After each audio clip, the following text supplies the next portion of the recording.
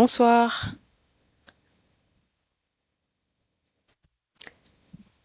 bonsoir à toutes et à tous. Bienvenue dans cette sixième édition du webinaire de la paillasse au chevet des femmes, organisé par l'IHU Institut des cancers des femmes de l'Institut Curie de l'Université Paris Sciences Lettres et de l'INSERM. Je suis Clara Guillemin, je suis chef de projet à l'IHU, à l'Institut des cancers des femmes, au Women's Living Lab, qui propulse ces webconférences mensuelles. Et j'aurai le plaisir d'introduire et de modérer ce premier échange. Alors, pour une petite, je dirais, précision, à quoi sert cette webconférence? De quoi est-ce qu'on va parler aujourd'hui? En fait, ces webconférences, elles sont nées d'un constat qui est très simple. C'est celui que quand on est patiente atteinte d'un cancer, qu'on est proche de patiente, on a souvent énormément de questions sur la prise en charge autour de la maladie, mais également sur les perspectives d'avancée en termes de recherche. Et parfois, toutes ces questions qu'on a, eh bien, le temps peut manquer en consultation avec son équipe médicale pour les poser. Et bien que les associations de patientes, les médecins fassent un travail formidable pour diffuser une information scientifique précise, fiable et actualisée. Parfois, on a encore des sujets à explorer et c'est donc à ça que doit servir cette webconférence, c'est d'avoir un temps d'échange avec nos intervenantes que je laisserai se présenter dans très peu de temps. Juste avant, une petite précision technique sur les modalités. Cet événement est enregistré. Ce webinaire sera mis en ligne par la suite sur la chaîne YouTube de l'Institut Curie, donc vous pourrez revoir ces éléments. Votre micro et votre caméra sont coupés, mais vous pouvez, on vous incite fortement à poser des questions à l'écrit dans le chat. Il y aura 2 temps d'échange au milieu de cette webconférence et à la fin, où je lirai ces questions à nos 2 intervenantes afin d'avoir un échange. Et puis à la suite de cet événement, vous recevrez un sondage de satisfaction par mail, ainsi que le replay, si vous voulez vous inscrire aux éditions suivantes. Les éditions suivantes, quelles sont-elles? Donc elles ont lieu tous les mois, comme je le disais. Le prochain aura lieu le mercredi 18 mars à la même heure. Nous aurons le plaisir d'accueillir la docteure Claire Saul et Dina Zielinski pour nous parler des cancers du sein héréditaires. Et en avril, la docteure Sarah Watson ainsi que Dina Zielinski de Génétique Cancer pour parler des applications de l'intelligence artificielle autour des cancers du sein. Mais aujourd'hui, notre sujet sera les avancées de la recherche sur les cancers du sein triple négatifs avancés.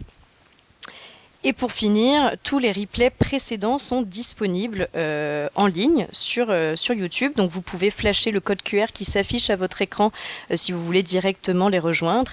Dans le chat également, vous venez d'avoir un hyperlien pour retrouver ces vidéos, les regarder et puis les partager sans modération, évidemment. Ce soir, donc, nous avons le grand plaisir, la grande chance d'accueillir la docteure Delphine Loira et Claude Coutier. Bonjour à toutes les deux. Docteur Delphine Loira, je vais vous laisser vous Bonjour. présenter. Delphine Loira, donc je suis oncologue médicale à l'Institut Curie depuis une dizaine d'années. Je suis spécialisée dans le cancer du sein et dans la recherche clinique.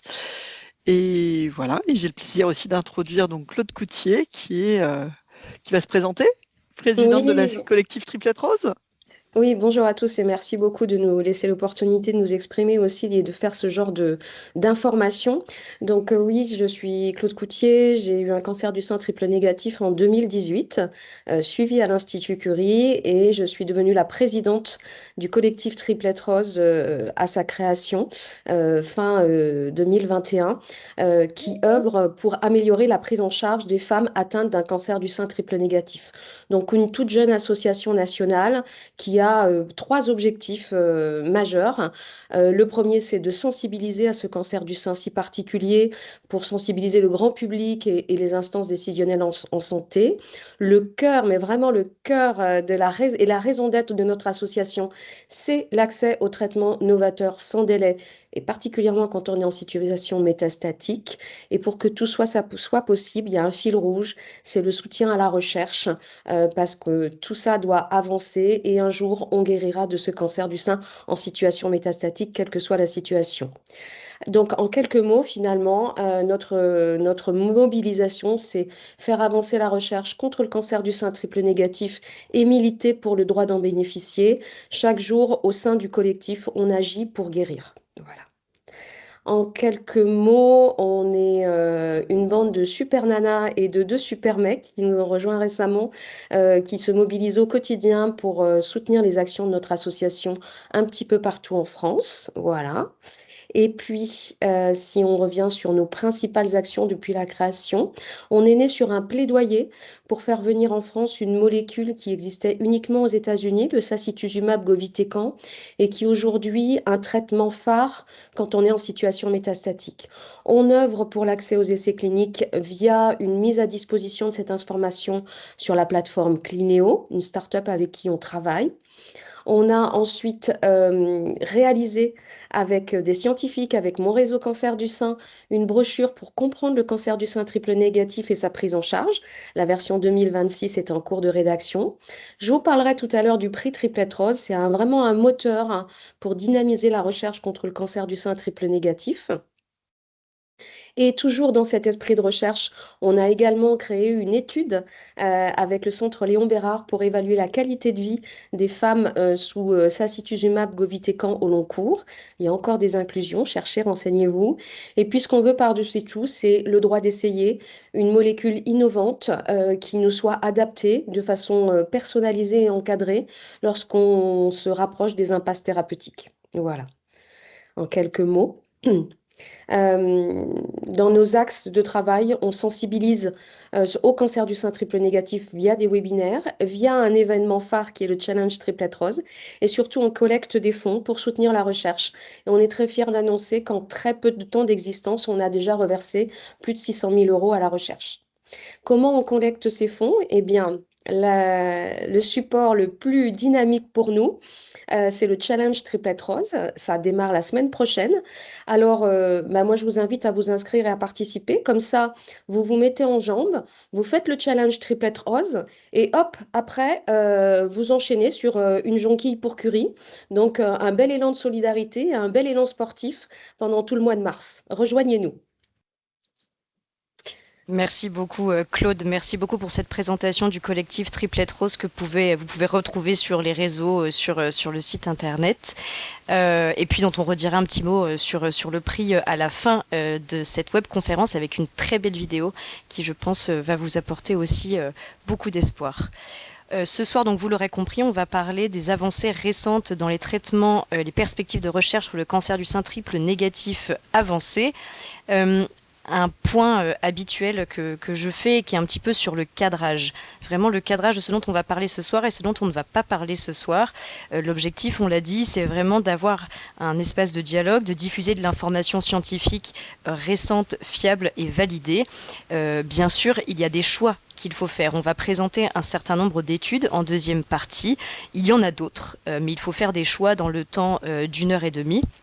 Donc bien entendu, ce n'est pas une information qui est restrictive, premièrement. Deuxièmement, et c'est peut-être le plus important, l'objectif, c'est évidemment de parler santé, mais pour autant, ce n'est pas de se substituer à une consultation avec votre oncologue, avec votre équipe médicale, bien entendu. Donc l'objectif, c'est pas de poser aussi des questions qui concernent votre situation personnelle, puisque la docteure Delphine Loira ne pourra pas donner des réponses sans avoir votre dossier médical bien en main. L'objectif, c'est vraiment d'éclairer les discussions et de vous donner envie de vous intéresser à d'autres informations par la suite. Si vous avez des questions, n'hésitez pas à en poser dans le chat comme je le mentionnais. Et aujourd'hui, ce dont on va parler, dans un premier temps, pour la prochaine demi-heure, ça va être un premier cadrage. Un cadrage autour de la définition du cancer du sein triple négatif avancé. Quelles en sont les caractéristiques, les spécificités? Quels sont les objectifs des traitements, les options thérapeutiques courantes qui existent? Et puis un point sur la recherche en santé, les essais cliniques. Et dans une seconde partie, nous avons sélectionné un certain nombre d'études que nous allons pouvoir vous présenter en tandem. Et donc, pour commencer ces échanges sans plus tarder, je vais laisser la parole à Claude, qui va donc nous dire un mot pour nous expliquer ce qu'est un cancer du sein triple négatif.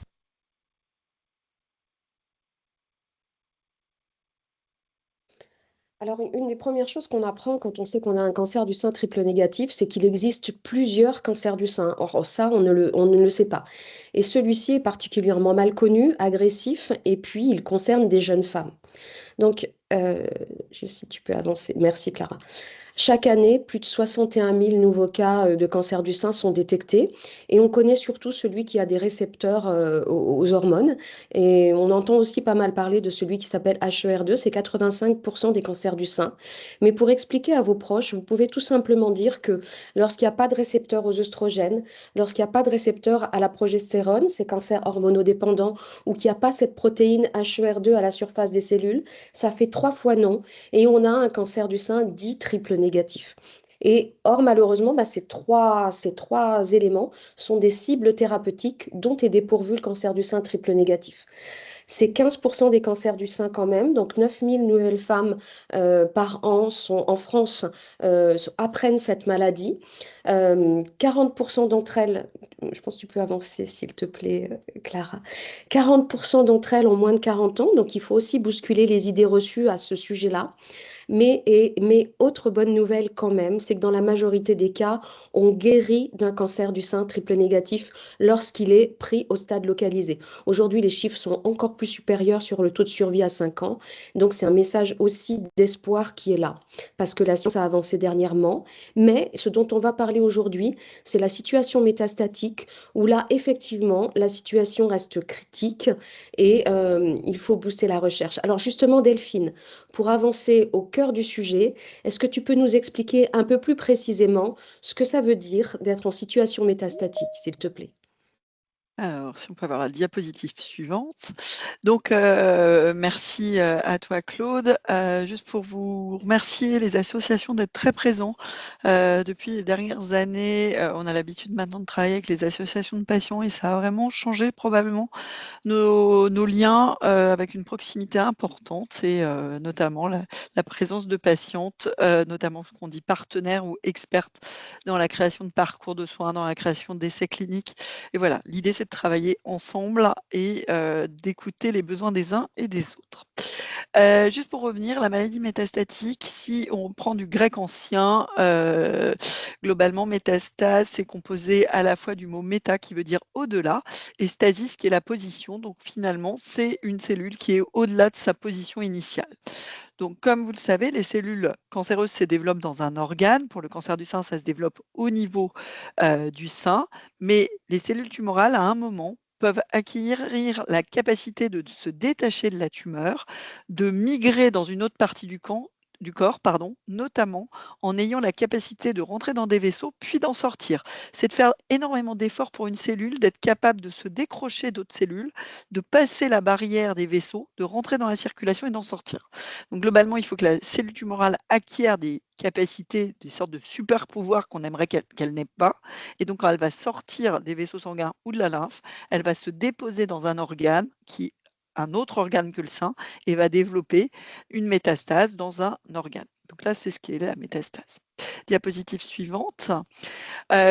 Pour vous et pour vous expliquer comment nous, on classe finalement les cancers, on utilise soit les stades, soit la classification TNM. T pour tumeur, c'est-à-dire pour le cancer du sein, on prend la taille de la tumeur. N pour node. Node en anglais, c'est le ganglion. Et donc, on va regarder s'il y a des ganglions locorégionales, c'est-à-dire axillaires sous le bras, ou rétroclaviculaires, c'est ce qu'on a ici, au-dessus de la clavicule, ou sous-claviculaire sous la clavicule, pour faire le stade N. Et puis, le M, ça sera s'il y a ou pas de présence de métastase. Et là, on parle non pas de métastase locorégionale, qui est le N, mais de métastase à distance, dans un organe au-delà de la région mammaire, qui peut être le foie, l'os, les poumons, le cerveau ou d'autres localisations. Et en fait, à partir de stade TNM, on va décider quel est le traitement le plus adapté aux patientes. Est-ce que j'ai été claire, Claude? Tu as le droit de m'arrêter si je ne suis pas claire. Excuse-moi, j'avais mon micro Non, qui non. était coupé. Oui, ça permet ça permet de mieux comprendre en fait toutes ces petites abréviations qu'on a souvent sous nos comptes rendus d'impact.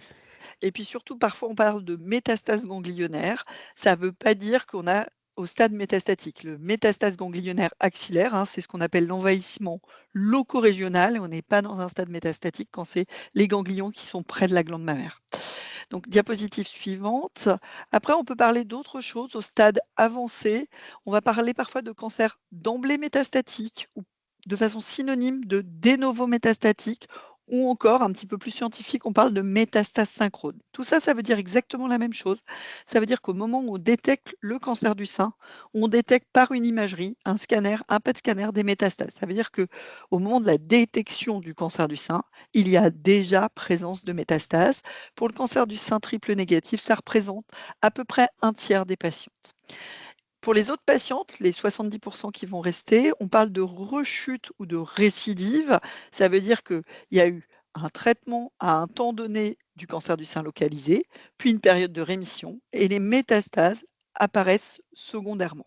Pour le cancer du sein triple négatif, on sait que la majorité des récidives ou des rechutes arrivent dans les 5 ans qui suivent le diagnostic initial.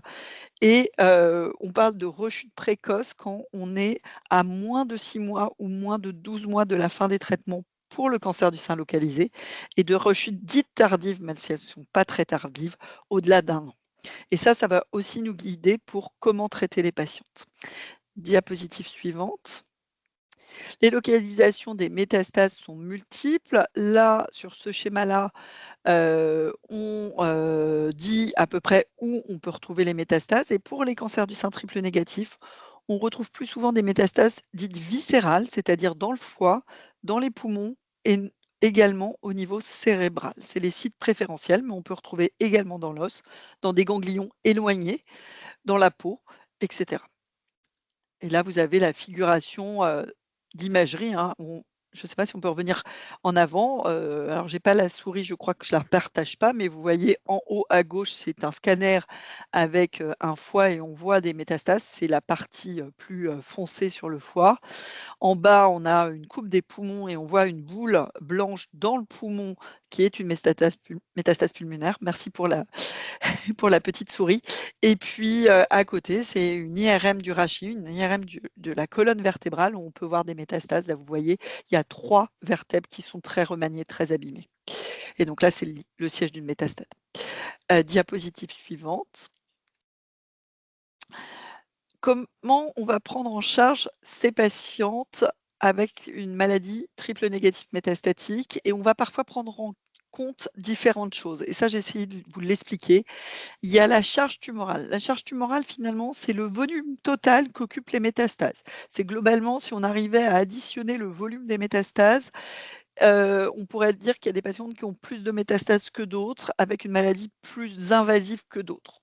On va aussi prendre parfois le nombre de métastases dans un seul organe ou dans des organes différents. Et puis, parfois également, on va considérer si la patiente elle a un seul site métastatique, ça veut dire est-ce qu'il y a que des métastases dans l'os ou est-ce que finalement il y a des métastases dans l'os, dans le poumon, dans le foie. Donc ça, c'est des choses qu'on peut prendre en compte. En général, la prise en charge des métastases d'un cancer du sein triple négatif, mais comme tous les cancers du sein, c'est surtout ce qu'on appelle un traitement systémique. Un traitement systémique, c'est un traitement qui diffuse partout dans le corps. L'idée, c'est d'attaquer partout. Alors parfois, ce n'est pas forcément compréhensible pour les patients parce que si vous avez que 1 ou 2 métastases, les patients nous disent: «Mais pourquoi on me donne de la chimiothérapie? Pourquoi on ne va pas aller enlever chaque métastase?» Mais comme je vous l'ai expliqué avant, vous avez vu que la métastase, elle vient de cellules tumorales qui ont circulé dans la lymphe ou dans les sangs. Et donc, on peut imaginer qu'il y a des cellules tumorales présentes à différents endroits du corps sans qu'on soit capable de les détecter en faisant un PET scanner ou un scanner. Donc, l'idée, c'est d'envoyer de la chimiothérapie ou une thérapie ciblée dans l'ensemble du corps pour pouvoir éradiquer toutes les cellules tumorales, celles qu'on voit sur l'imagerie et qui font des boules, et puis celles qu'on ne voit pas, une maladie un peu invisible. Dans certains cas, on peut faire un traitement local des métastases, soit avec de la chirurgie en opérant les patients, soit en faisant de la radiothérapie. Et ça permet d'éviter des symptômes ou de réduire des symptômes. Quand on fait de la radiothérapie osseuse, ça a 2 buts en général: réduire la douleur en lien avec les métastases, mais également éviter des fractures osseuses liées aux métastases. Donc c'est à la fois pour traiter le symptôme et aussi réduire l'évolution de la métastase et des complications. Dans certains cas, on parle aussi d'oligométastatique, de patientes oligométastatiques. Ça veut dire qu'il y a très peu de sites métastatiques. En général, c'est moins de 5 et parfois on prend moins de 3. Et dans cette rare situation, on peut décider dès le départ d'aller faire un traitement local pour 1, 2 ou 3 métastases. C'est pas toujours très fréquent dans le cancer du sein triple négatif, mais vous pouvez en entendre parler. Et puis par rapport aux séquences thérapeutiques, comment ça va fonctionner quand on a une maladie métastatique, contrairement à un cancer du sein localisé, où là, tout est très protocolisé. Quand on rencontre la patiente dès la premier ou deuxième rendez-vous, on va leur dire, vous allez avoir 3 mois de tel traitement, puis 3 mois de tel autre traitement, puis la chirurgie un mois après, puis la radiothérapie qui va durer 4 semaines, puis après un traitement post-opératoire de 6 mois, par exemple. Et là, c'est très codifié et le patient a son planning pour 1 an et demi.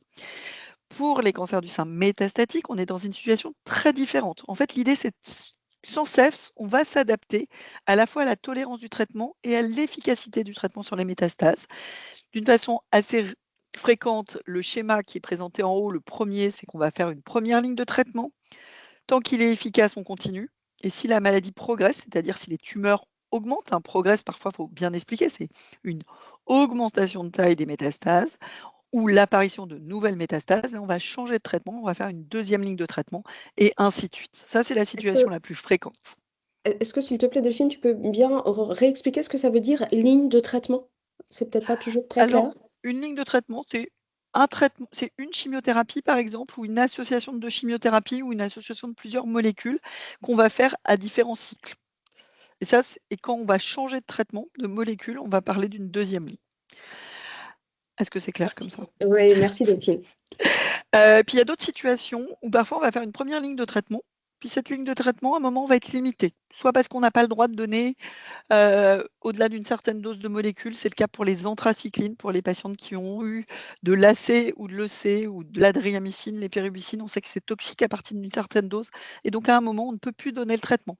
Ou soit également si le traitement fonctionne, mais il y a une toxicité qui devient ce qu'on dit limitante. Limitante, c'est que la toxicité fait qu'on ne peut plus continuer à donner le traitement. Mais le patient continue de répondre. La tumeur continue à être sensible au traitement. Et donc là, pour maintenir le bénéfice de la première ligne, on va donner un traitement de maintenance. Souvent, les traitements de maintenance, ça peut être un traitement par voie orale, une chimiothérapie orale par exemple. Quand les patients ont en première ligne une association chimio plus immunothérapie, le traitement de maintenance, par exemple, ça peut être que l'immunothérapie.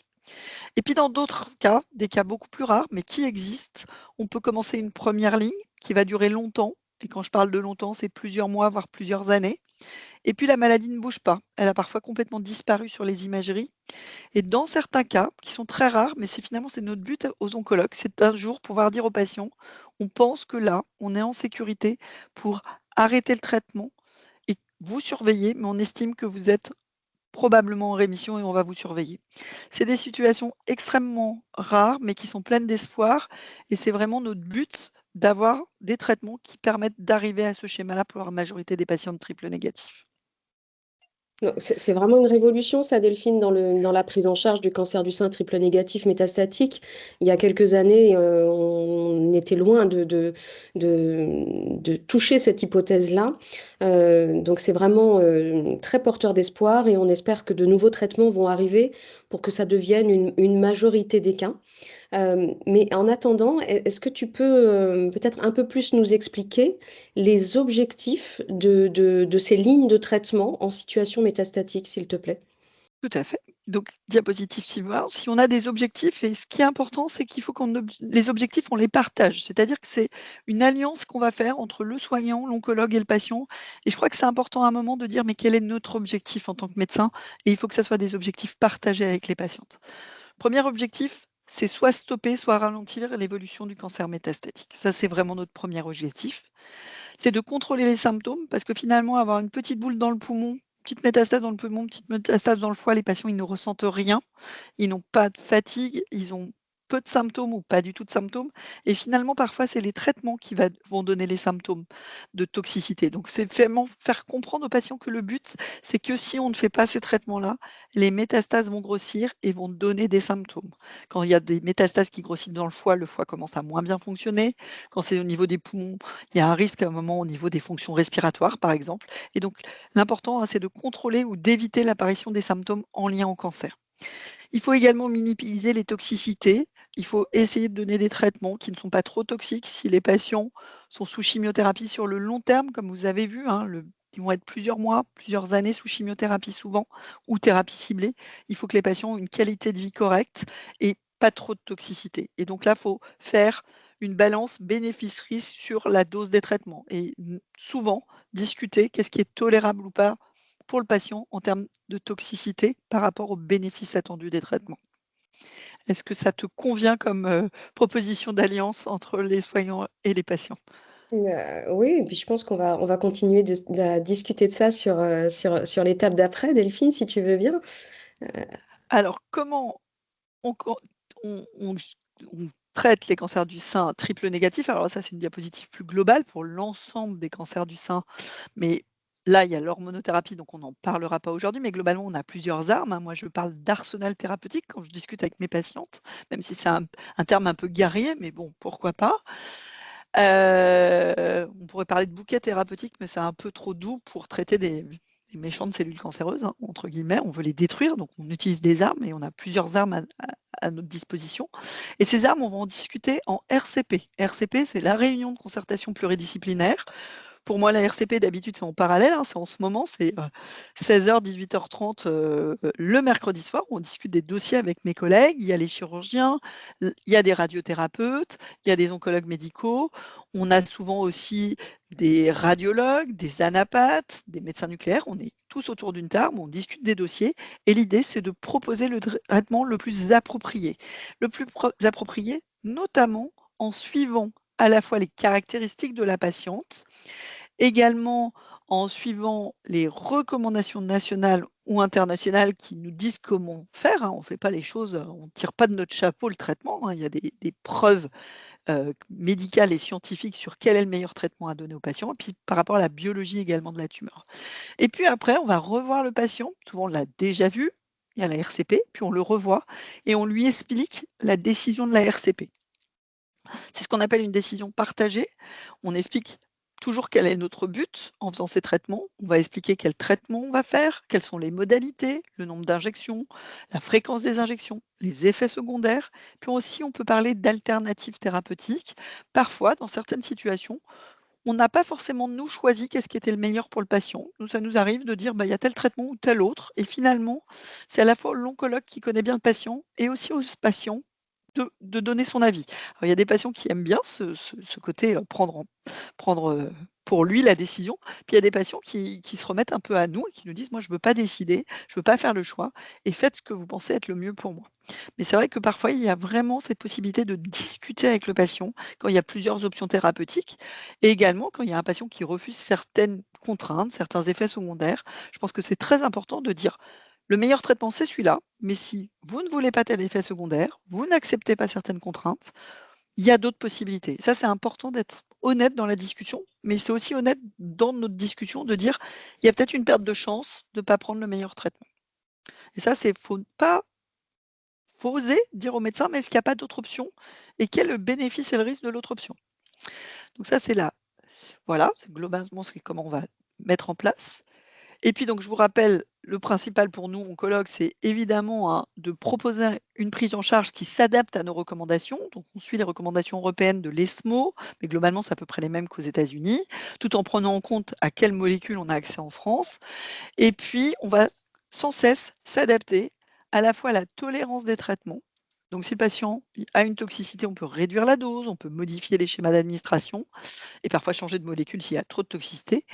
Et puis évidemment, on va s'adapter à l'efficacité des traitements. Le plus important aussi, c'est de vérifier que c'est bien efficace. C'est pour ça qu'il y aura régulièrement des scanners, des PET scanners, des prises de sang pour vérifier que c'est efficace. Et donc, on va s'adapter à l'évolution de la maladie et d'un patient à l'autre, contrairement au stade localisé où tout est très codifié, d'un patient à l'autre, la prise en charge elle est très différente. On s'adapte à chaque fois au patient, à sa maladie et également aux effets secondaires. On voit bien, du coup, la Delphine, que au-delà de la chimie, au-delà des traitements, il y a quelque chose, on passe quand même dans une autre dimension quand on est en situation métastatique, et il y a une dimension, une relation humaine qui est, je trouve, hyper importante avec son oncologue, en tout cas pour l'avoir vécu. On va s'installer dans une relation dont on sait qu'elle va être au long cours. Autant au stade précoce, il y a un début, il y a une fin, comme tu l'expliquais, c'est très codifié, on a tout le planning sur les mois qui viennent. Autant là, il y a une phase d'incertitude qui s'installe et une relation de proximité qui devient essentielle, c'est-à-dire une relation qui doit s'installer, qui doit être basée sur la confiance pour qu'on puisse tout dire de façon libre à son oncologue pour justement, comme tu le disais très bien, que le patient puisse aussi décider de ce qui va être proposé pour lui, de ce qui va être fait pour lui. Ça change complètement. Je ne sais pas toi comment tu le vois côté médecin entre une patiente que tu as, dont tu sais qu'elle est au stade localisé, que tout va bien se terminer hein, dans la majorité des cas, dans plus de 90% des cas, et puis cette relation que tu mets en place avec tes patientes en situation métastatique. Alors c'est vrai que c'est souvent des situations un peu différentes. Il y a cette alliance thérapeutique, il faut bien comprendre que, elle est de part et d'autre. C'est-à-dire que, bah, il y a des patients qui nous le disent: «Je me sens pas bien à l'aise avec tel médecin, j'ai envie de changer». Heu, on a le droit de changer d'oncologue, il y a pas de problème, on va pas le prendre pour nous. Enfin, moi, ce que j'explique aux patients, c'est que j'ai pas de souci qu'on me dise que, je conviens pas. On a chacun nos personnalités et même si tout est assez codifié en consultation, je crois que notre personnalité, elle ressort en consultation.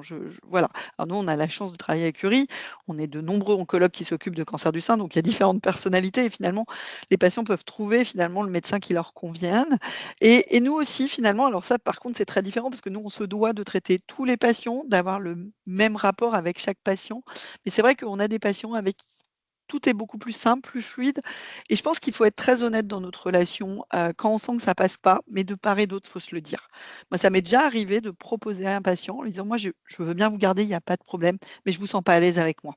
Et ça, c'est vraiment important d'oser de le dire au patient. Un patient dise: «Moi, est-ce qu'il y a pas quelqu'un d'autre qui peut me voir? Parce que j'ai envie parfois de juste d'entendre un autre avis». Parfois, c'est juste une consultation, puis les patients reviennent, ils ont besoin d'entendre un autre médecin. Et puis parfois, bah, ça convient pas et donc pour les patients, c'est vraiment important qu'ils se sentent en confiance avec l'oncologue. Nous, on a l'aspect, blouse blanche, hein, on se met une petite barrière parce que nos émotions, nos ressentis ne doivent pas transparaître à la consultation ou en tout cas le moins possible. On doit être très professionnel, mais il faut savoir que nous, on vit vos histoires, très pleinement, hein. Là, je sors de consultation, nos patients nous nourrissent, hein, enfin voilà, on fait ce travail parce qu'on aime être avec les patients, hein. Il faut être très, très clair là-dessus et que, voilà, il faut être, je pense, le plus honnête et le plus, libre de discuter avec son oncologue. Je crois que la vision très paternaliste du professeur qui dit quoi faire ou le patient n'a pas son mot à dire, c'est fini, hein. On nous apprend plus ça en médecine. Il y a quand même, l'important, c'est comme on voit comment les associations de patients sont présentes maintenant, les patients de partenaires dans nos instituts sont présents. On voit bien qu'on a complètement changé la relation entre le soignant et le patient et que c'est vraiment quelque chose de beaucoup plus fluide dans les discussions. Donc on est bien d'accord. On peut donner comme conseil aux patientes de tout en gardant bien sûr une posture bienveillante parce que c'est la base d'une relation de confiance, mais dire eh ben écoutez, moi je me sentirais plus à l'aise si je pouvais peut-être pour une fois avoir un deuxième avis ailleurs ou consulter. Est-ce que vous pouvez m'accompagner pour ce deuxième avis? Bah, si votre oncologue fait le job, bien sûr qu'il vous dira oui, bien sûr qu'il va vous accompagner. Ou alors, bah, écoutez. Peut-être est-ce que je peux changer d'oncologue? C'est possible aussi. Il y a pas de, ça doit être très fluide et ça doit être très naturel par rapport à ça. C'est votre santé, vous devez vous sentir en confiance, vous devez vous sentir à l'aise avec votre oncologue. Autre point, moi que j'aimerais bien aborder aussi, Delphine, parce que c'est souvent une situation qui est abordée beaucoup trop tardivement, alors que ça n'a pas de sens. Je veux parler des très très mal nommés soins palliatifs. Et moi, j'ai envie de défendre ce sujet-là parce que palliatif, on met mort tout de suite à côté. Mais quand on est en situation métastatique, on sait qu'on va avoir un traitement au long cours. Donc, il ne faut pas se contenter d'avoir un rendez-vous avec son oncologue, il faut tout un accompagnement autour. Et derrière les très mal nommés soins palliatifs, c'est avant tout des soins de qualité de vie. Et on a besoin d'être chouchouté, on a besoin de se faire chouchouter, on a besoin d'être accompagné pour que justement les traitements, on les vive du mieux possible. Et les vivre le mieux possible, c'est les avoir sur le long terme et c'est aussi vivre le plus longtemps possible. Donc, je voudrais faire passer ce message ce soir. Soins palliatifs, c'est pas je vais mourir, c'est qualité de vie et c'est vivre le mieux possible et le plus longtemps possible. Voilà. Je ne sais pas si tu veux compléter quelque chose autour de ça, mais je pense que c'est important que les patientes l'entendent. Il faudrait changer ce terme parce que derrière, il y a une humanité Ouais. incroyable dans ces équipes-là et il y a vraiment de la qualité pour vous. Voilà. Oui, oui, alors le mot palliatif, en fait, probablement parce qu'il est pas entendu comme on devrait l'utiliser, en fait. Soins palliatifs, c'est des soins pour pallier à des symptômes. Donc, en fait, c'est pas que les symptômes de la fin de vie, ça peut être tous les symptômes, moral, physique, dès le début de la prise en charge. Donc, en fait, très souvent, hein, les patients sont très étonnés et on le dit pas et ce mot peut faire très peur. Mais la chimiothérapie d'une maladie métastatique, on pourrait le dire dès la première ligne. C'est palliatif. Palliatif, c'est pour éviter les symptômes du cancer. Parce qu'avoir un petit nodule de 3 millimètres dans le poumon, métastatique, ça ne fait rien au corps. C'est pas grave. Ce qu'il ne faut pas, c'est qu'il évolue et qu'il évite des symptômes. Donc finalement, notre but, c'est de contrôler les symptômes. L'équipe de soins palliatifs, ça va être contrôler les symptômes et finalement, on se rejoint. Il faut les intégrer le plus tôt, ça c'est vraiment important. C'est pas toujours facile d'avoir accès à des services de soins palliatifs ou des équipes de soins de support, qui est parfois un terme un peu utilisé pour être un peu plus doux à l'oreille des patients. Il ne faut pas avoir peur. Ça permet aussi d'avoir quelqu'un de différent que l'oncologue médical qui rend les résultats du scanner, qui choisit les traitements avec le patient. On n'a pas toujours le même rôle. Nous, on travaille souvent en équipe. On se fait aider par l'équipe des soins de support ou des soins palliatifs. Et c'est vraiment l'équipe médicale, c'est une équipe qui va être aussi là pour vous écouter, qui est là aussi parfois pour défendre votre point de vue par rapport à des projets, une situation particulière. Oui, la nouvelle ligne de traitement que veut le docteur machin, le docteur Loiral vous a dit: «Il faut commencer là». Bah oui, mais moi, j'ai mes petits-enfants ou j'ai mes enfants avec qui je veux passer 15 jours en vacances. Je veux pas ma chimio avant de commencer. Bah parfois, justement avec l'équipe de soins de support, les équipes de soins palliatifs, le discours, il peut s'établir et ça peut être aussi un moyen de discuter aussi avec l'oncologue quand la discussion est plus difficile. Donc ça, c'est vraiment important. Après, il y a la place des directives anticipées. Tout le monde devrait faire cette directive anticipée. Je suis très mauvaise élève, j'ai jamais fait mes directives anticipées. Globalement, c'est de dire, si un jour il m'arrive quelque chose de grave, jusqu'où j'accepte qu'on aille dans l'intensité des traitements. Et ça, on devrait tous y réfléchir très tôt.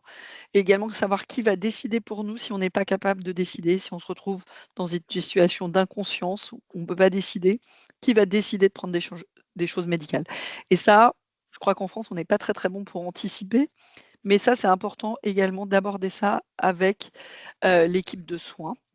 Et puis l'accès à l'innovation. Ah bah ça, Delphine, oui, l'accès à l'innovation à 200%. Mais oui, juste vraiment pour revenir et pour réappuyer ton discours sur les directives anticipées, c'est pas parce qu'on a un cancer qu'il faut penser directives anticipées.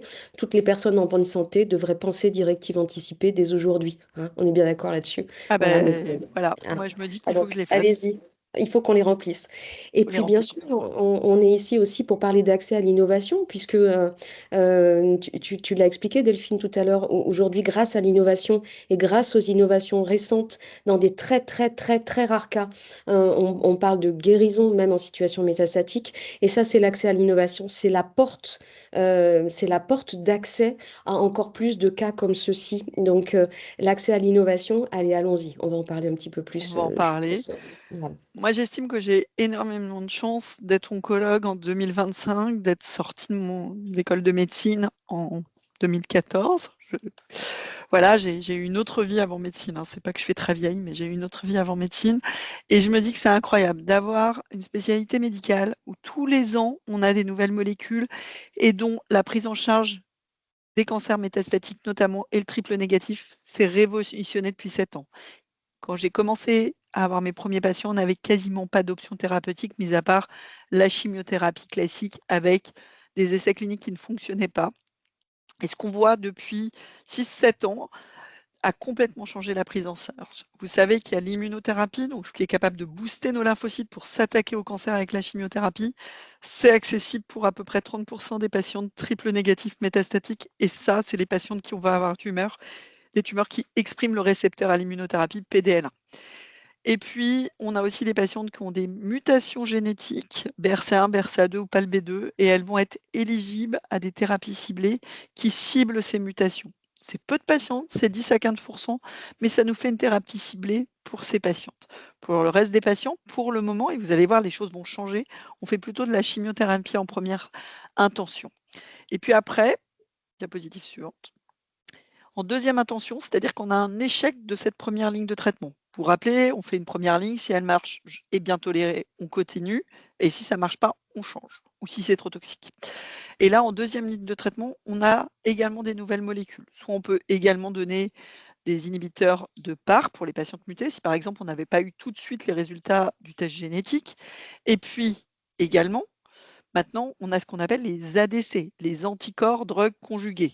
Je vais vous en parler. On en a 2 pour lesquels on a un accès et qu'on utilise au quotidien pour les cancers du sein triple négatif qui ont eu au moins une ligne de chimiothérapie au stade métastatique, le sacituzumab govitecan, que vous connaissez sous son nom de marque, qui est le Trodelvy. Alors, il faut savoir, les médecins souvent emploient le nom de la molécule et pas le nom de marque, mais voilà, c'est la même chose. Et puis, il y a le trastuzumab deruxtecan, qui cible HER2, et c'est l'Enhertu qui est également utilisable. Et ça, on peut les utiliser depuis 2021.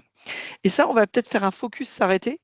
Quelque chose de très important pour les patients de triple négatif qui sont en ligne, c'est il faut que vous ayez votre statut mutationnel BRCA1, BRCA2, quel que soit votre âge. C'est très important d'insister, même si vous n'avez pas eu un cancer du sein à l'âge de 30 ans, mais plutôt un peu plus âgé, il faut poser la question à l'oncologue de demander à faire un séquençage ou de passer en consultation génétique pour savoir si vous êtes muté et éligible au PARP inhibiteur.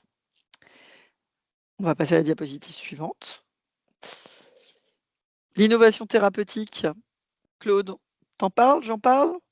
Un On petit va en parler tout le papotage, temps. comme on dit? Oui, on s'est prévu des séances papotage, vous avez vu avec Delphine, là, au cours de cette présentation.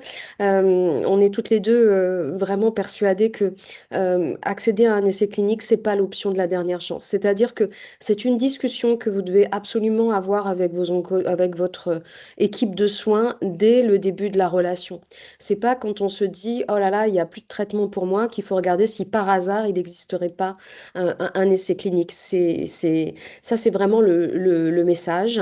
Euh, Dans le cadre d'un essai clinique, il faut aussi bien sûr en comprendre tous les tenants et tous les aboutissants. Et il faut vraiment poser toutes vos questions avec votre oncologue pour décider ou pas de rentrer dans un essai clinique. Mais ça, je pense qu'on va en reparler tout à l'heure. Et puis surtout, lorsque vous avez fait ce choix très éclairé suite à cette discussion, sachez qu'à tout moment, si vous le souhaitez, vous pouvez sortir d'un essai clinique et vous n'avez pas besoin de vous justifier. Donc, c'est vraiment quelque chose qui doit être vu comme un engagement, certes, mais vous avez le choix de décider à tout moment de sortir d'un essai clinique. Euh, Qu'est-ce que tu voulais peut-être Bah non, ajouter, mais ça, c'est important. Vous avez Delphine? le droit de sortir. Et c'est pas mal d'en discuter avec soit son oncologue, soit le médecin qui conduit l'essai clinique, de dire pourquoi vous voulez en sortir. C'est un problème de toxicité, c'est un problème de rendez-vous trop fréquent, vous y croyez plus. Enfin, il faut discuter. Parfois, on peut s'organiser, on peut rediscuter d'une baisse de dose, etc. Puis quand je parlais d'essais cliniques, on parle d'essais cliniques thérapeutiques, c'est-à-dire on essaye des nouvelles associations de traitement, un nouveau traitement, etc. Mais il y a aussi les essais cliniques non thérapeutiques où là, on va vous proposer d'avoir des prélèvements sanguins, des analyses sur les biopsies de métastases, et tout ça, c'est très important aussi. Si les patientes ne nous donnent pas accès à leur matériel biologique, les chercheurs ne peuvent pas avancer sur la maladie, ne peuvent pas concevoir de nouveaux traitements ou de nouvelles stratégies. Donc c'est vraiment important. Parfois, c'est un peu contraignant, il y a des questionnaires, on fait revenir, mais c'est pour faire évoluer, et on voit bien comment les choses se sont accélérées depuis 4-5 ans pour le cancer du sein triple négatif. Moi, je suis persuadée, on n'en parle pas aujourd'hui, mais il y aura une conférence sur l'intelligence artificielle.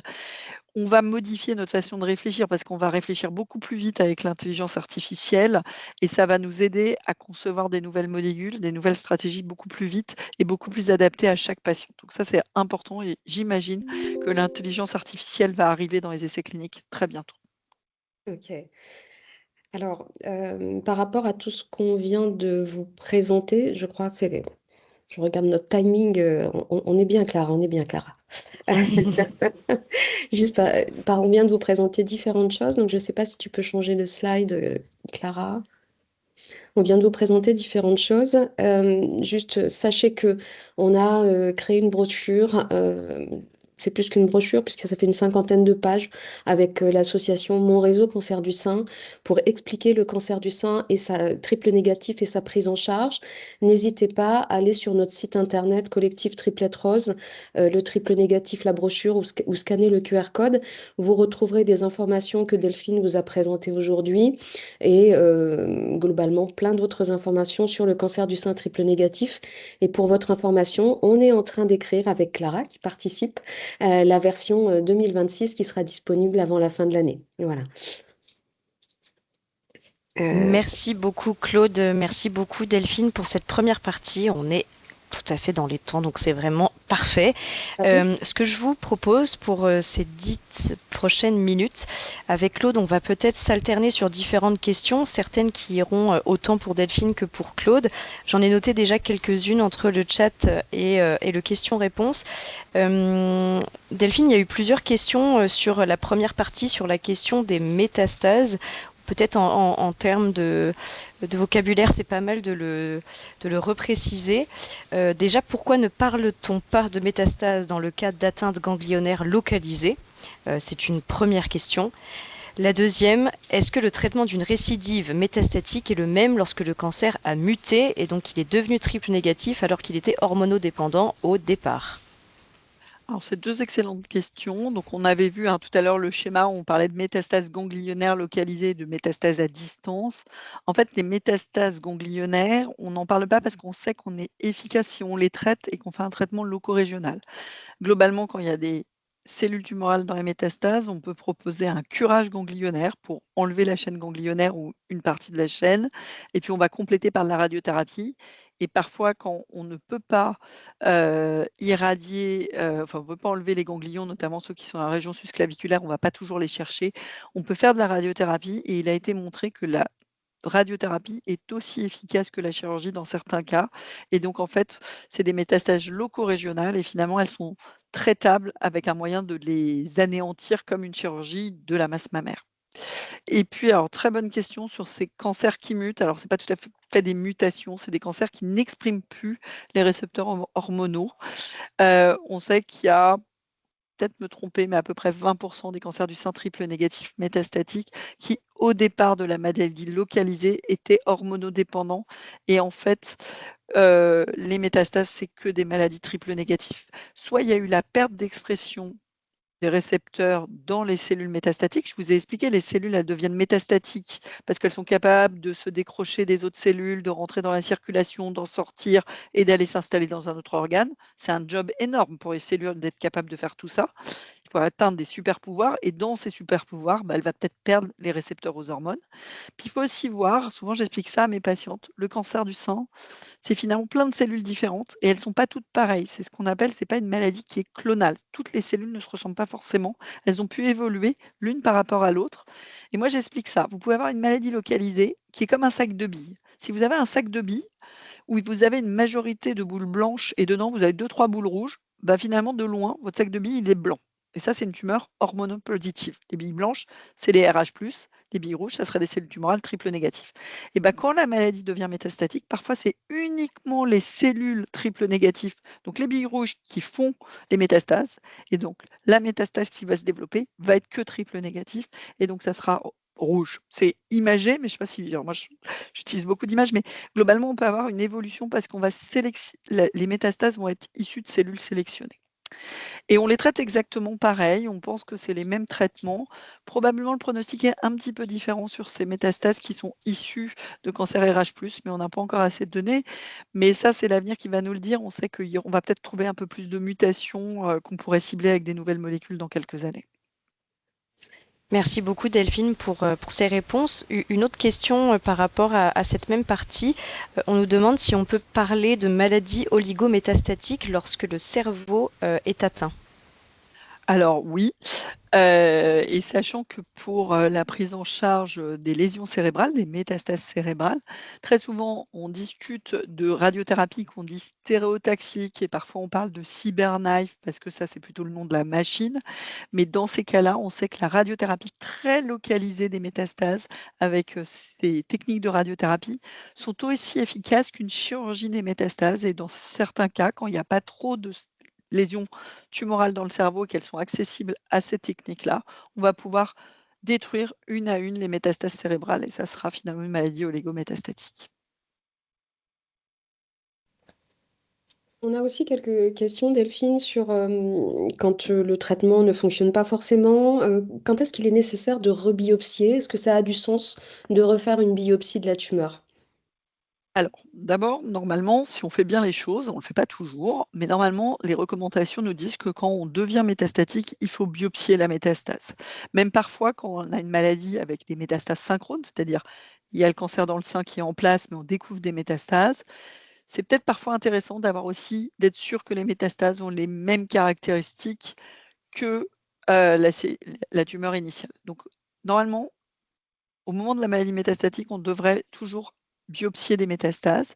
Parfois, on va redemander de rebiopsier parce qu'il y a des marqueurs qui peuvent bouger dans le temps, comme les molécules qu'on dit HER2 faibles, enfin HER2, et pour pouvoir avoir accès à un anticorps qui s'appelle l'Enhertu, le trastuzumab deruxtecan, il faut être HER2 faible. Et cette expression d'HER2 n'est pas stable dans le temps. On peut avoir parfois une tumeur localisée qui est HER2 négatif et une métastase qui est HER2 faible. Donc ça permet d'être éligible à un traitement. Également, on va pouvoir aller faire ce qu'on appelle de la séquençage de tumeurs. Et parfois, en séquençant la tumeur, on va pouvoir orienter le patient vers des essais cliniques sur des thérapies ciblées. Donc, parfois, en effet, il y a un réel intérêt d'aller biopsier la métastase. Et puis aussi, il faut parfois, dans certains cas, vérifier que c'est bien de la maladie métastatique. Alors, merci d'avoir parlé du séquençage. Delphine, ça répond à une des questions des personnes qui sont avec nous, c'est-à-dire, voilà, j'ai eu plusieurs lignes de traitement, ça ne fonctionne pas. Qu'est-ce que je peux faire aujourd'hui de plus? Donc, dans le qu'est-ce que je peux faire aujourd'hui de plus, on a parlé des essais cliniques, mais tout le monde n'est pas éligible à un essai clinique. On peut parler du séquençage aussi de cette tumeur pour éventuellement trouver des cibles thérapeutiques. Alors, on peut séquencer, après on a peu de traitements par rapport à des cibles enfin des mutations, mais globalement, on peut parfois avoir des mutations qu'on dit tumorales de BRCA1, BRCA2 sans être muté de façon constitutionnelle, c'est-à-dire dès la naissance, on n'est pas porteur de la mutation BRCA1, BRCA2, c'est des mutations qui apparaissent au cours de l'évolution de la maladie. Et ça, dans certains cas, on peut être éligible à des thérapies ciblées. Après, on est encore, un peu, pauvre en thérapie ciblée dans le triple négatif, mais il faut imaginer que très probablement, on aura de nouvelles molécules et il y a des molécules pour lesquelles il y a soit des mutations, soit des réarrangements avec des fusions de gènes très, très rares pour lesquelles il y a accès à des molécules. Donc c'est important d'aller vérifier qu'il n'y a quand même pas cette possibilité d'avoir des nouveaux traitements et des armes thérapeutiques supplémentaires. Merci beaucoup Delphine. Il y a beaucoup de questions sur l'accès aux essais cliniques, peut-être on en reparlera juste après. Il y a un petit point par rapport à la prise en charge. Une personne qui demande, lorsqu'on a des effets secondaires trop importants, à quel moment et comment l'oncologue peut-il décider d'arrêter la ligne de traitement en cours? Bah, c'est toujours une discussion avec le patient et l'oncologue. D'abord, c'est d'optimiser ce qu'on appelle les traitements de soins de support pour éviter les effets secondaires, les minimiser. Et puis, si vraiment les effets secondaires sont trop durs, bah, il faudra se poser la question d'arrêter le traitement. Et parfois, c'est en discussion avec les patients. Moi, les patients, voilà, cet après-midi, j'avais des patients sous thérapie ciblée. J'ai une patiente qui avait des symptômes. Je lui ai dit, mais en fait, dans la vie de tous les jours, c'est gérable. Elle me dit, ah oui, oui, j'en ai, mais ça va avec. Et d'une personne à l'autre, finalement, par rapport à la sévérité des symptômes, parfois il y a des patientes qui peuvent les accepter et d'autres pas. Donc il faut bien discuter. Quel est le niveau d'effet secondaire et puis l'acceptation du patient. Il y a des patients, bah, avoir des diarrhées, mais elle arrive à gérer, ça ne lui pose pas de problème. Très bien. Il y a des patients qui ne supportent pas psychologiquement. On n'a pas la même sensation par rapport aux effets secondaires, par exemple. Donc ça, il faut toujours discuter et je crois que c'est une bonne réponse, c'est dire aux patients vous êtes d'accord pour faire encore 1 ou 2 cycles pour voir comment ça peut se passer? Ou est-ce que vous voulez qu'on baisse la dose? Et c'est vraiment aussi une discussion avec les patients, hein. Moi, très souvent, je leur dis: «Est-ce que vous pensez qu'il faut baisser la dose ou ça va?» Et les patients, on les écoute, c'est important. On n'est pas dans le corps des patients au quotidien, on ne sait pas ce qu'ils vivent. Et parfois, il faut arrêter et proposer une autre option. Et puis, il y a des toxicités, hein, pour lesquelles où c'est nous qui disions: «Trop dangereux, on ne fait pas le traitement».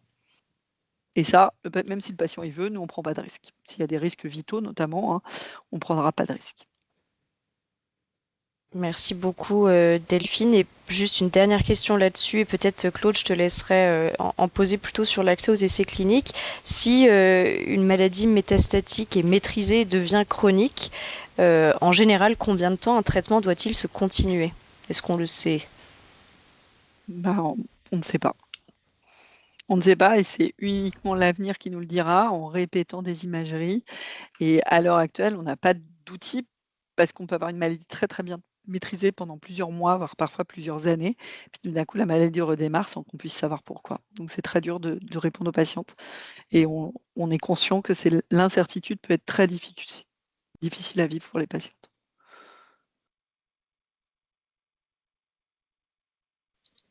Merci beaucoup Delphine. Claude? Alors, oui, il y a beaucoup de questions, mais qui sont liées aussi quand même aux essais cliniques. Peut-être on les prend tout à l'heure sur Je la préfère partie les essais prendre dans un cliniques. second temps. Ouais, alors il y avait vraiment des questions, je pense, d'égalité des chances, d'égalité d'accès aux essais cliniques sur le territoire. Par exemple, quand on est dans un désert médical, quand on est loin d'un grand centre, comment on fait pour accéder aux essais cliniques? C'est un vrai sujet, en fait, hein, ce point-là. Le premier point, c'est déjà avoir accès à l'information. Donc, s'assurer que bah, votre oncologue va bien rechercher un essai clinique pour vous, ça c'est le premier point. Et ça passe par en parler avec lui, discuter avec lui. Il faut savoir qu'on a travaillé avec une start-up qui s'appelle Clinéo et qui permet, vous, patients, de créer un compte et d'aller vous-même rechercher l'existence d'un essai clinique en rentrant votre histoire médicale. Mais le vous-même, c'est je vais rechercher si peut-être il y a un essai clinique qui existe pour moi. Le point d'après, c'est d'en discuter avec son oncologue parce que les critères dits d'inclusion ou d'exclusion sont tellement spécifiques, tellement particuliers que seul votre oncologue pourra vous dire oui. Peut-être, on peut se renseigner, ça pourrait vous correspondre, on va lancer les démarches. Voilà. Et après, ensuite, effectivement, la majorité des essais cliniques sont ouverts que dans des centres. Donc, vous allez être obligé de faire des trajets dans le centre où l'essai clinique, le plus près de chez vous, où l'essai clinique est ouvert. Donc, ça, Delphine, tu vas peut-être compléter. Mais pour moi, au-delà de la première visite, à partir du moment où on est vraiment éligible à cet essai clinique, où on est vraiment inclus dans l'essai clinique, les frais sont pris en charge, n'est-ce pas? Alors, pas tout à fait. Ça dépend un peu Ah, des essais cliniques. Est-ce que dans l'essai clinique, il était prévu qu'il y ait le financement des transports? Et il y a parfois des limites en termes de frais de transport. Donc ça, c'est important. Parfois, il y a aussi des essais cliniques où il faut être là très tôt le matin pour des raisons d'organisation assez complexe, mais c'est pas si simple de faire de la recherche clinique et quand on demande au patient d'être là à 8 heures et s'il est à 6 heures de route, bah, évidemment c'est compliqué. Donc est-ce qu'il y a des possibilités d'avoir une chambre d'hôtel qui est remboursée par l'essai clinique pour être là la veille? Enfin, tout ça n'est pas toujours très simple. Et puis, je regardais en même temps le chat, il y a des gens, mais qui nous disent: «Il faudrait qu'on sache si les essais cliniques sont ouverts ou fermés?» et cetera. En fait, il y a des essais cliniques, notamment quand on fait des essais cliniques précoces, et on en parlera tout à l'heure, mais parfois, il y a des places, puis pas de place et même nous, il faut qu'on demande pour savoir s'il y a une place dans le monde pour un patient et on est concurrents les uns par rapport aux autres dans le monde entier. Donc en fait, parfois même nous, on doit d'abord demander une place pour un patient et on attend la réponse sous 24 heures pour savoir si on a une place.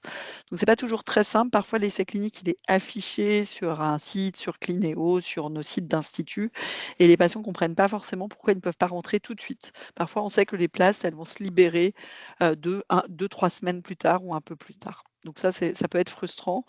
Et il y a beaucoup de critères pour entrer dans les essais cliniques. Alors c'est sûr que plus l'oncologue référent du patient va envoyer les bonnes informations, moins il y aura de perte de temps parce que si on a toutes les bonnes informations, on pourra dire bah, pour telle raison, il ne faut pas déplacer le patient, il ne peut pas rentrer ou pour telle raison, il va pouvoir rentrer. Donc voilà, mais en tout cas, il faut poser la question et c'est vrai qu'il y a une certaine inégalité au niveau territorial, mais il faut quand même voir, il y a des centres de lutte et des CHU dans toutes les grandes villes en France, donc ça permet quand même de mailler assez bien sur le territoire.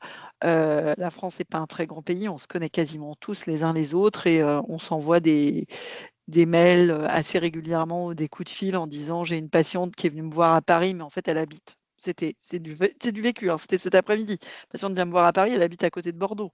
Bah, en fait, si je vais l'orienter vers un essai clinique près de Bordeaux et pas chez nous parce qu'elle ne va pas venir faire Bordeaux, enfin, sa région jusqu'à Paris, alors qu'elle pourrait être à 100 km de chez elle si l'essai est ouvert ailleurs. Donc ça, c'est important. Il y a des essais qui sont ouverts parfois dans 10, 20 hôpitaux en France, donc ça permet de mailler assez bien. Merci beaucoup Delphine, merci beaucoup Claude. Ce que je vous propose, c'est de clôturer ce premier échange de questions-réponses. Il y en aura un deuxième à la fin de cette deuxième partie. Donc on va rentrer dans le vif du sujet, à savoir la présentation de quelques études récentes des perspectives de recherche sur les cancers du sein triple négatif avancés. Et avant cela, je vais peut-être laisser un petit temps de parole à Delphine Loirin pour nous repréciser quelles sont les phases de développement d'un essai clinique. Alors là, c'est un essai clinique thérapeutique, donc en fait, on va évaluer une nouvelle molécule. Alors il y a tout ce qui est partie préclinique, c'est ce qu'on ne voit pas, c'est la partie finalement émergée de l'iceberg, et c'est toute la période au laboratoire. On va essayer de trouver des nouvelles molécules, les tester sur des cellules, les analyser, et là, c'est la partie préclinique. Ça peut prendre plusieurs années, parfois on dit à peu près 10 ans, donc parfois c'est très très long. Après, il y a les études de phase 1 où on appelle essais précoces. Et notamment, il y a ce qu'on appelle les first in men, on devrait dire les first in women d'ailleurs, la première fois qu'on injecte la molécule chez les patients, et c'est toujours pour la cancérologie, des volontaires malades. On ne fait pas de test de cancer antitumoraux chez des volontaires sains, contrairement à d'autres médicaments. Et là, on va surtout évaluer la toxicité de la molécule en augmentant la dose au fur et à mesure. D'abord des toutes petites doses pour vérifier que ce n'est pas toxique chez l'homme. Et en général, on met 3 patients. S'il n'y a pas de toxicité, on réaugmente la dose, on met 3 patients et ça augmente. Et c'est pour ça que je vous explique que parfois, il y a des délais. Parce qu'en fait, on attend que dans le monde, on ait mis 3 patients, qu'il n'y ait pas eu de toxicité chez ces patients. On est sûr qu'on peut rouvrir 3 places dans l'étude avec des doses un peu supérieures. Par exemple, c'est ça. Donc en général, c'est une petite dizaine de patients. Cette étude de phase 1, elle peut durer 1, 2, 3 ans. De plus en plus dans les études de phase 1, elles sont designées pour déjà avoir des signaux d'efficacité. Donc si on sait qu'on développe une molécule pour le cancer du sein triple négatif, dans l'étude de phase 1, on va plutôt inclure des patientes qui ont un cancer du sein et pas un cancer de l'estomac ou pas un cancer du cerveau. Parfois, il y a des études toute tumeur, mais parfois, dès la phase 1, on est très sélectionné parce qu'en fait, le but des industriels, les phases 1, la plupart du temps, c'est des industries pharmaceutiques, ça peut être aussi quand même des instituts, mais le but, c'est d'avoir des résultats le plus rapidement possible pour développer le plus vite la molécule. Donc, si on a des signaux d'efficacité, c'est intéressant. Après les phases 2, globalement, on sait que ce n'est pas trop toxique, on a la bonne dose, mais parfois, il faut savoir, est-ce qu'il faut mieux donner le médicament tous les 15 jours, toutes les 3 semaines? Est-ce qu'on peut l'associer à une autre molécule? Et puis là, on va commencer à générer des données d'efficacité. Pareil, 10 à 100 patients. Il y a des très grosses phases 2 qui parfois ont permis de donner l'accès directement au médicament. C'est que l'étude est tellement probante en phase 2 qu'on ne va pas jusqu'à la phase 3. Et puis la phase 3, c'est la dernière étape normalement qui est demandée par nos agences réglementaires. Les agences réglementaires, c'est ceux qui vont vérifier que l'étude, elle est bonne, efficace et qu'on va pouvoir aller jusqu'à l'autorisation de mise sur le marché, puis après le remboursement.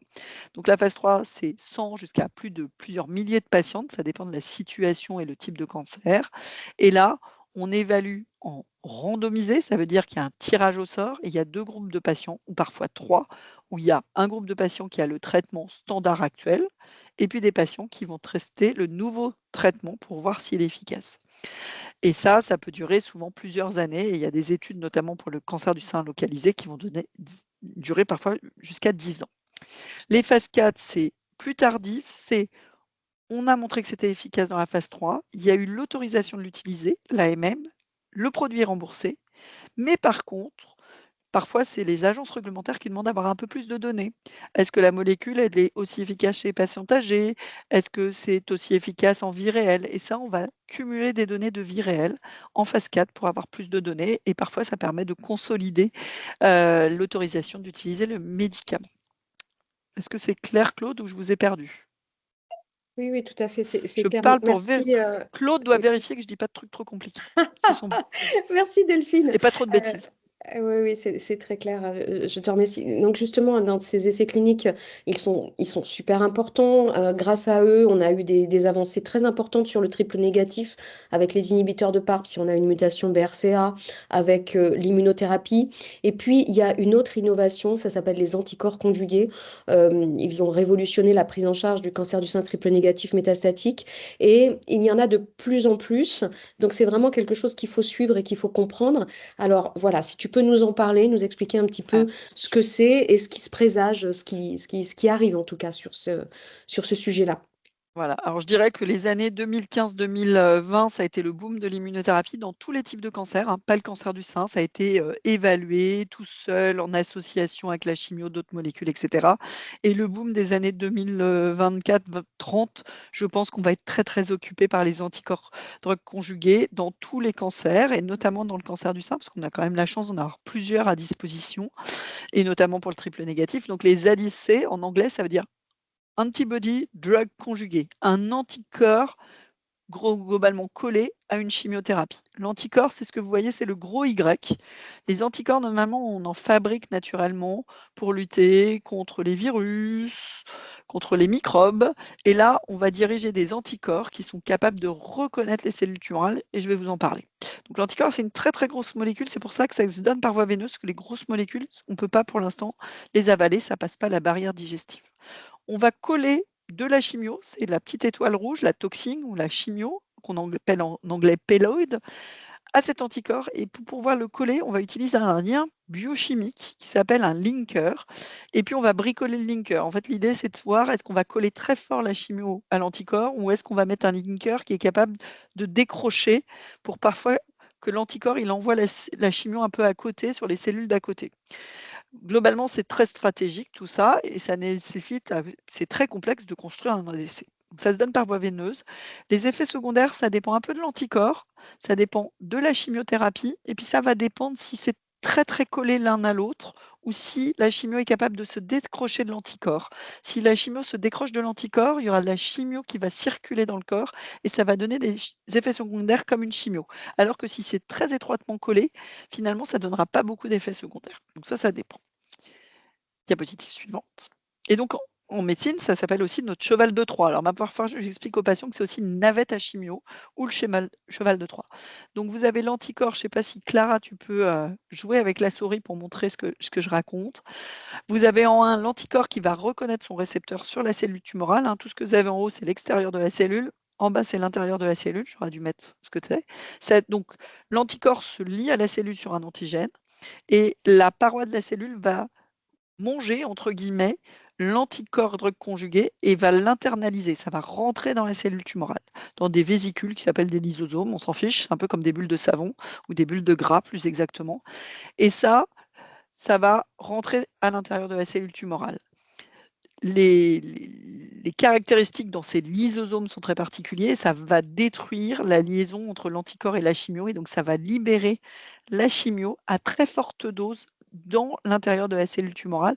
Et donc, en fait, ces anticorps conjugués, ça permet de concentrer la chimio là où on en a besoin, c'est-à-dire les cellules tumorales. Et le but, c'est pas d'envoyer la chimio partout sur les organes qui vont bien ou les cellules qui vont bien. Et ça va engendrer la mort cellulaire. Dans certains cas, là, c'est pas sur le dessin, mais la chimio, elle peut ressortir de la cellule tumorale et aller attaquer la cellule tumorale d'à côté. Donc ça va avoir un effet sur la cellule tumorale qui est ciblée, mais également sur les cellules tumorales qui sont dans le voisinage. C'est ce qu'on appelle l'effet bystander, et ce qui explique parfois une efficacité très forte de ces traitements. Voilà, pour une explication, j'espère, à peu près simple de notre cheval de Troie. Les anticorps conjugués dans le triple négatif, il y en a plein. Je pense que cette slide, dans 2 ans, il y aura plein de nouvelles molécules. Je ne vais pas tout vous raconter. Globalement, ce qui peut changer, c'est le type d'anticorps et qu'est-ce que ça va aller cibler sur les cellules tumorales. On peut cibler la famille des anti-HER, c'est des récepteurs. Il y a le HER2, l'HER3. Et puis d'autres molécules, notamment des molécules de l'immunothérapie, B7H4, CD71. Et puis une cible qui est très très ciblée dans le cancer du sein triple négatif, c'est TROP2. TROP2, c'est une molécule qui est sur les cellules tumorales, un peu toutes les cellules tumorales, pas que le cancer du sein, mais c'est très exprimé sur les cancers du sein triple négatif. C'est pour ça que les anticorps qui ciblent TROP2 vont être efficaces dans le cancer du sein triple négatif. Et on va pouvoir avoir plusieurs molécules, parce que là, vous voyez en bas, pour l'instant, il y a celle que j'ai entourée, le sacituzumab govitecan, c'est utilisé, il y a une autorisation de l'utiliser à un remboursement. Par contre, on a d'autres anticorps qui sont en cours de développement où ils ont été un petit peu modifiés pour essayer d'être encore plus efficaces. Diapositive suivante. Les anticorps drug conjugués, les ADC, je ne sais pas si vous vous souvenez, tout à l'heure, je vous ai parlé que quand il y a un échec d'une première ligne de chimiothérapie, on passe à un anticorps drug conjugué, un ADC pour les cancers du sein triple négatif. Un concept assez simple quand on a des nouvelles molécules, souvent on les teste assez tardivement dans la maladie, c'est-à-dire après échec de plusieurs lignes de traitement. Et puis après, quand c'est efficace, on remonte les lignes. Et en fait, les anticorps conjugués qu'on positionne en deuxième ou en troisième ligne, là, on a évalué si on pouvait les positionner en première ligne. Donc, il y a eu plusieurs essais cliniques. Je vous montre juste quelques dizaines d'essais cliniques. On a eu des résultats fin 2025 et on en aura d'autres en 2026. C'est pour vous dire que les choses vont bouger dans les mois qui viennent ou les années, mais on espère les mois pour les cancers du sein triple négatif. Plusieurs études qui ont été présentées. Je ne vais pas vous montrer les 3 études, on en a 2 principales, où au lieu de faire de la chimiothérapie dès l'apparition des métastases, on va proposer un anticorps conjugué. ASN03, donc les résultats ont été présentés en congrès en octobre 2025. C'était un peu plus de 500 patientes et c'était des patientes qui n'avaient pas eu de chimiothérapie au stade localisé et qui n'étaient pas éligibles à l'immunothérapie. Il y avait un tirage au sort, soit elles avaient le sacituzumab govitecan, soit de la chimiothérapie. Globalement, l'objectif, c'était montrer que le sacituzumab govitecan était supérieur à la chimiothérapie classique pour des patientes qui ne pouvaient pas avoir de l'immunothérapie.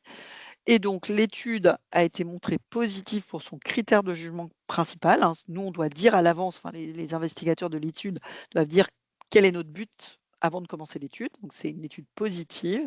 Et on attend de voir si on obtient l'autorisation d'utiliser cette molécule avant la chimiothérapie. Globalement, on sait que l'ESMO, les recommandations européennes, commencent à proposer cette stratégie thérapeutique chez des patientes qui ont une rechute très précoce. Tout à l'heure, je vous ai parlé de rechute précoce et on sait que des patients qui ont reçu beaucoup de traitements au stade localisé, qui auront chute dans les mois qui suivent, probablement utiliser cette molécule est la meilleure option. Mais en France, on n'a pas encore l'autorisation réglementaire de le faire et pas le remboursement. Voilà, ça commence à se faire au cas par cas, mais ça, c'est une décision plutôt d'institut de le faire. Deuxième étude qui est l'étude copier-coller, c'est une autre étude, une autre industrie pharmaceutique qui l'a fait. Elle s'appelle Tropion Brest 02. C'est exactement la même chose, mais avec un autre ADC qu'on n'a pas encore en France, qui s'appelle le datopotamab deruxtecan. Je ne sais plus quel va être son nom de marque, j'ai oublié. Et c'est à peu près la même situation, mais là, la seule chose qui variait, c'est que des patients qui rechutaient très tôt dans la maladie, après un traitement local, pouvaient être inclus. C'est une étude qui est positive, avec des résultats positifs en, en survie qu'on appelle sans progression, mais également survie globale. On espère qu'il va avoir une demande d'accès précoce et qu'on puisse utiliser cette molécule très prochainement. Voilà, mais probablement ça va changer la prise en charge des cancers du sein triple négatif en première ligne. Donc ça remonte les lignes et en fait, ça sera probablement avant la chimiothérapie. Diapositive suivante. Comment déjouer les résistances? Donc, on n'en a pas trop parlé, mais je vous ai dit souvent, on fait une ligne de traitement, puis on est obligé de changer parce que la tumeur, elle se met à grossir. Elle se met à grossir parce qu'elle est capable de résister au traitement donné. Et elle est capable de mettre en place des moyens de résistance. Et également, une voie pour l'avenir, c'est d'identifier à l'avance comment éviter ces voies de résistance. Et là, il y a une étude, et je viens juste d'avoir l'information, elle est bien ouverte à Marseille, je fais la pub pour les copains, qui s'appelle Alter. Diapositive suivante. On est bloqué. Clara. Non, non, c'est bon, on y est, Alter, Delphine? pardon, excuse-moi. Oui. J'attendais de voir le schéma, tu vois, j'avais ça en tête, pardon. C'est moi qui je parle sans regarder mes diapositives. Donc l'étude Alter, c'est une étude pour des patientes qui ont reçu au moins, pardon, une ligne de chimiothérapie. Excusez-moi. Une ligne de chimiothérapie et chez qui on a envie de proposer un anticorps conjugué. On sait qu'on en a deux disponibles, le sacituzumab govitecan et le trastuzumab deruxtecan. Et l'idée, au lieu de faire un traitement et s'il ne marche pas de faire l'autre, on va plutôt vous faire une alternative entre les deux traitements. Et donc, le schéma, pardon. Ah non, pardon, j'ai oublié. Un critère d'inclusion, c'est qu'on va prendre des cancers du sein triple négatif qui sont éligibles à trastuzumab deruxtecan. Donc ça veut dire qu'il faut qu'elle soit HER2 faible. C'est 30% des cancers du sein triple négatif, c'est ce qui est représenté ici. Et en fait, dans les cancers du sein, ce que vous avez dit Claude, il y a celles qui sont HER2 0, HER2 positif, c'est pas les triple nég, mais maintenant on a une nouvelle entité, c'est celles qui sont pas assez fortes pour HER2 pour être dans la case HER2, mais qui expriment quand même un peu. C'est ce qu'on appelle les IHC 2 croix et une croix.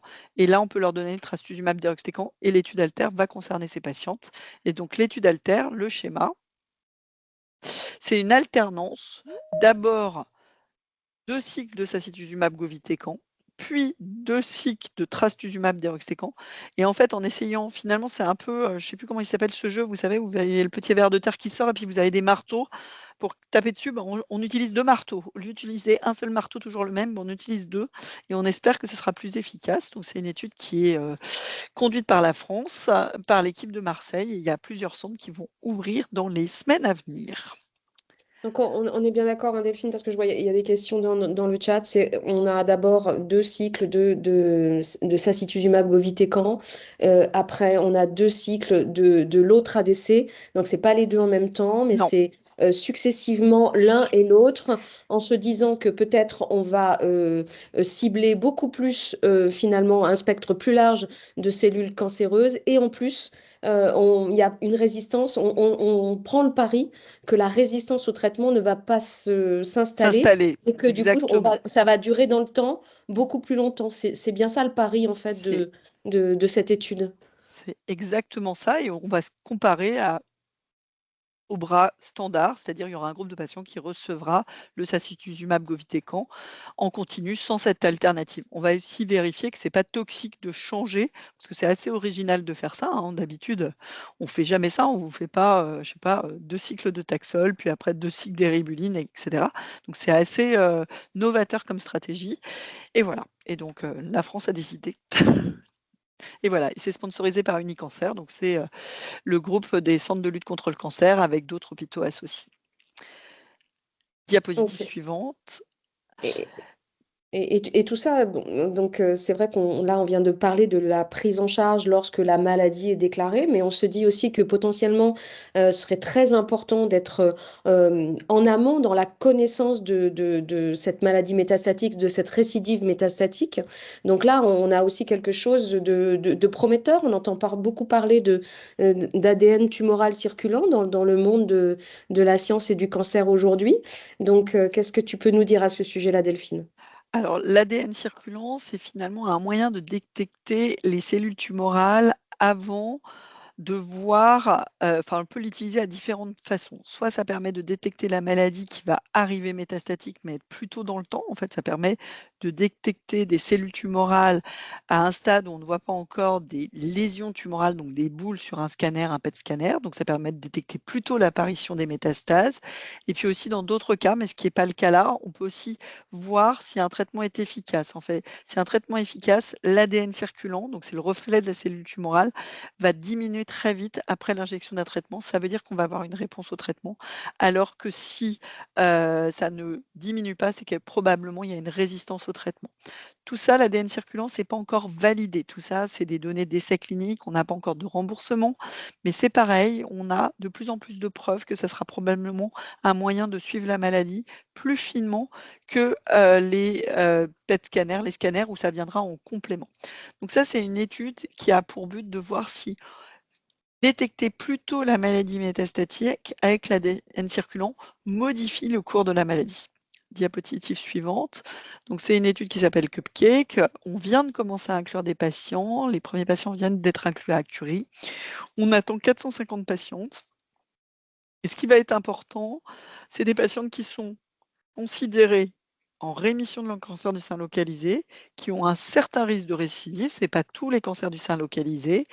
Et on va détecter régulièrement l'ADN circulant. Il faut déjà vérifier qu'on est capable de le détecter et qu'il y a des choses à détecter. C'est-à-dire qu'il va falloir analyser la tumeur qui a été stockée, c'est souvent la pièce opératoire ou la biopsie initiale, et on va faire un test pour voir si on trouve des choses à suivre pour le reflet de cette tumeur dans le sang. C'est un peu complexe, mais ça nécessite un peu d'ajustement. Donc les critères d'inclusion, c'est des patientes qui ont fini les traitements et qui n'ont pas forcément fini les traitements, mais qui sont au moins à 3 à 9 mois de la chirurgie du cancer du sein triple négatif. Il ne faut pas qu'il y ait de réponse complète, c'est-à-dire il faut que quand on les a opérés sur la pièce opératoire, il restait des cellules tumorales. Et puis, il y a d'autres critères. Il ne faut pas qu'il y ait de métastases connues, évidemment, et il faut qu'on ait la possibilité d'avoir accès à du tissu tumoral qui a bien été conservé. Et puis, il faut des patientes qui sont couvertes par la sécurité sociale française. Et ça, c'est le cas pour tous les essais cliniques en France. Il faut avoir accès, il faut avoir à être couvert par la sécurité sociale française. Diapositive suivante. Donc, le schéma est un peu complexe, mais globalement, on va tous les 4 mois faire des prélèvements sanguins aux patients qu'on aura inclus. Et puis, s'il y a une rechute clinique, ça se passe comme d'habitude. Mais par contre, si on arrive à détecter de l'ADN circulant, la moitié des patientes auront un suivi classique, c'est-à-dire un suivi par examen clinique, prise de sang tout à fait classique, biologique. Et les autres auront un suivi avec d'autres techniques qui seront des PET scanners et également un nouveau type de PET scanner qui c'est le PET au FAPI, qui est un PET scanner probablement plus sensible et qui permettrait de mieux détecter des métastases pour les cancers du sein triple négatif. Donc voilà, c'est une étude nouvelle qui a été financée donc, par l'Agence de recherche nationale, l'ANR, pardon, et on a des partenaires industriels et c'est une étude, diapositive suivante, donc, qui vient d'ouvrir à l'Institut Curie de Saint-Cloud, qui va ouvrir prochainement à l'Institut Curie de Paris et à Avignon à l'Institut Sainte-Catherine. Et puis, nos collègues en province vont ouvrir cette étude. On a mis une petite adresse mail pour des patientes qui ne seraient pas dans nos instituts et qui voudraient arriver dans l'étude. Alors, l'étude s'appelle Cupcake, c'est assez simple. Et l'adresse on n'est pas certain qu'elle soit activée, donc je préfère vous le dire. Si ça ne fonctionne pas aujourd'hui, dans la semaine, ça va fonctionner. Et on a créé l'adresse notamment pour aujourd'hui et pour pouvoir accéder. Donc globalement, si vous avez été opéré entre 3 et 9 mois de votre cancer du sein triple négatif et que vous savez que vous n'êtes pas en réponse complète, c'est-à-dire que sur la pièce chirurgicale, il y avait des cellules tumorales, il y a une possibilité de participer à ce programme. Diapositive suivante. Et maintenant, on va passer aux conclusions. Je ne sais pas si, Claude, tu as d'autres questions ou tu veux... Je vois qu'on est un petit peu en retard sur le timing, donc je Ah pense oui. qu'on va passer la conclusion et puis les 2 derniers slides juste après, on reverra si on peut prendre des questions. Euh, donc, je te laisse 2 mots sur la conclusion, Delphine, et puis après, je reprends la Juste main. que tout a changé depuis 7 ans, qu'on a plein de nouvelles molécules, qu'on a beaucoup d'espoir pour les années à venir proches avec l'arrivée des ADC très tôt. Et puis, les années à venir, c'est l'ADN circulant, c'est peut-être des vaccins anti-cancer et de nouvelles molécules. Donc, globalement, les choses ont changé en 7 ans et je pense que ça va changer encore plus dans les 7 années à venir. Et juste pour conclure, donc en fait, le fil rouge, c'est vraiment soutenir la recherche. C'est ce qui est hyper important et c'est ce qui fera que demain, on pourra guérir tous les cancers du sein triple négatif métastatiques, même si Comme on l'a dit tout à l'heure, Delphine, dans de très rares cas, ça commence à exister. C'est pour ça qu'au sein de l'association collective Triplette Rose, on a voulu dynamiser encore plus cette recherche scientifique sur le cancer du sein en créant les prix Triplette Rose. On a fait la deuxième édition avec une cérémonie de remise de prix qui s'est tenue le 31 janvier. On a remis à cette occasion 100 000 euros pour des prix et presque 200 000 euros en remise de chèques, dont l'Institut Curie avec les travaux de Raphaël Rodriguez. Et Delphine, toi-même, étais lauréate l'année dernière. Et juste pour finir, pour vous expliquer en fait l'ADN de ce prix, pour vous expliquer tous les espoirs que ça porte, on va vous passer une petite vidéo récapitulative de cette grande journée. Alors aujourd'hui, c'est vraiment l'événement annuel de notre association le plus important. C'est un événement symbolique puisqu'en fait, ça marque de façon très concrète comment notre association soutient la recherche contre le cancer du sein triple négatif. À cette occasion, on va remettre 4 prix d'une valeur de 20 000 euros chacun à des chercheurs, à des initiatives innovantes d'intérêt pour le cancer du sein triple négatif. Et également, on va remettre des chèques pour soutenir des projets retenus par le conseil d'administration de l'association. Le prix Triplette Rose, ça résonne pour nous espoir, vivre bien et vivre longtemps. On a besoin de ça, surtout quand on est en situation métastatique. Il faut trouver des solutions maintenant, sans attendre, pour lutter contre les impasses thérapeutiques. C'est ça le collectif Triplette Rose et c'est ça le prix Triplette Rose. Je dois reconnaître que c'est beaucoup d'émotions, surtout après cette journée où on se rend compte que c'est un travail collectif de patientes qui vivent quelque chose qu'on ne peut pas comprendre, qui est une émotion et une douleur excessive.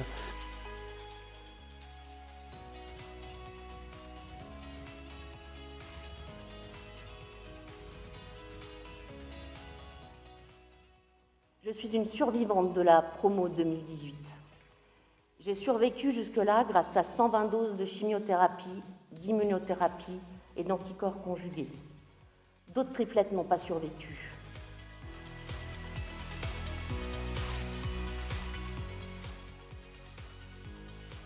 En recevant ce prix, on reçoit une responsabilité et je peux vous dire que on fera tout ce que l'on peut pour faire le meilleur usage de ce prix dans notre activité de recherche.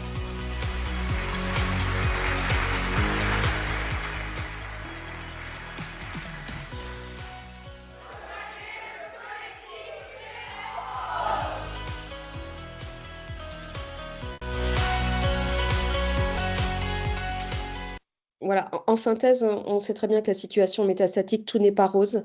La situation est difficile euh, et on essaye d'être au plus proche, mais soyez certains que patients, soignants, associations de patients, on fait le maximum pour avancer ensemble, pour porter les mêmes messages et pour que l'accès au traitement novateur soit une réalité et une réalité le plus rapidement possible. Voilà ce que je voulais dire par rapport à ça. Un grand merci Delphine, Claude, merci beaucoup pour vos interventions et pour cette présentation qui était vraiment passionnante. On sait que ce sont des sujets qui sont difficiles et comme on l'a vu aussi dans le chat, le temps de la recherche, le temps du développement thérapeutique n'est pas forcément le temps de la maladie. C'est pourquoi il est si important d'aller chercher du soutien auprès de vos équipes soignantes et auprès d'associations comme celle du collectif Triplette Rose, évidemment. Je ne sais pas s'il reste quelques questions rapidement qu'on pourrait prendre avant la fin de ce... Il y avait une question sur l'ADN circulant en situation métastatique. Il y a des études qui incluent de plus en plus l'ADN circulant. Voilà, et quasiment toutes les études, quand vous voyez qu'on propose de faire des prises de sang, que les prises de sang vont être stockées avec des études génétiques, en fait, c'est que derrière, l'analyse de l'étude va être faite en regardant l'ADN circulant. En fait, parfois, le but premier n'est pas l'ADN circulant, mais ça va être intégré dans les paramètres. Ok. Il y a beaucoup de questions. Je pense qu'on n'aura pas le temps de répondre à tous. Il y a Nelly, il y a d'autres personnes qui demandaient est-ce que l'essai Alter est ouvert à plus de 2 lignes de traitement.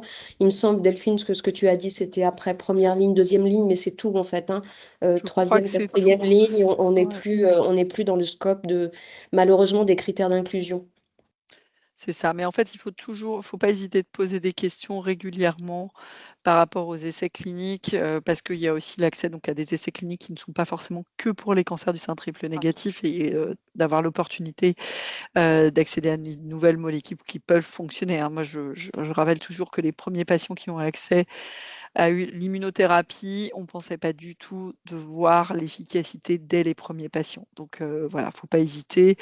Mais on aimerait avoir plus d'essais cliniques et il y a toutes les contraintes qu'il y a derrière. Et voilà, la France est quand même un pays très bien vu pour la réalisation d'essais cliniques. On est considéré comme un pays qui fait des essais cliniques de bonne qualité, mais il y a une concurrence mondiale aussi, c'est dur à dire, hein, mais voilà, il faut aussi se batailler pour que les essais cliniques continuent à se faire en France, et c'est de plus en plus compliqué. Donc ça aussi, les associations, on a besoin de votre poids pour continuer à faire de la recherche clinique de qualité et que les essais cliniques internationaux se font en Europe et en France. On est déterminé pour ça, sois-en certaine, Delphine. Je vois qu'on a Karine aussi qui s'inquiète parce qu'elle a déjà eu le Dato, le Trodelvy. Elle demande s'il y a encore des espoirs pour elle à ce jour. Moi, j'ai envie de te dire oui, Karine, il faut pas baisser les bras, même si c'est difficile. Il faut regarder, surveiller tout ce qui est autour des essais cliniques. Et puis, des fois, Delphine, on peut aussi reprendre une chimio qui avait marché à un moment donné. Comment ça se passe?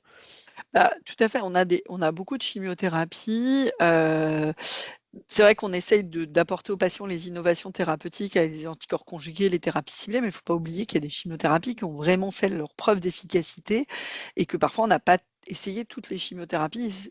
Et voilà, il faut le proposer aux patientes. Et puis, dans certaines situations, il faut réfléchir à ce qu'avait eu le patient au stade localisé. Est-ce qu'il y avait eu un signal de réponse sur la tumeur qui était en place et rechallenger, c'est-à-dire réessayer cette molécule, par exemple. Donc oui, oui, il y a des espoirs, il faut poser des questions. On a quand même un certain nombre de molécules de chimiothérapie qu'on peut proposer aux patientes atteintes d'un cancer du sein triple négatif. Ok. Clara, Et tu es puis, maître du temps. Je ne sais pas si on a tout encore à un petit peu fait, de temps ou on, pas.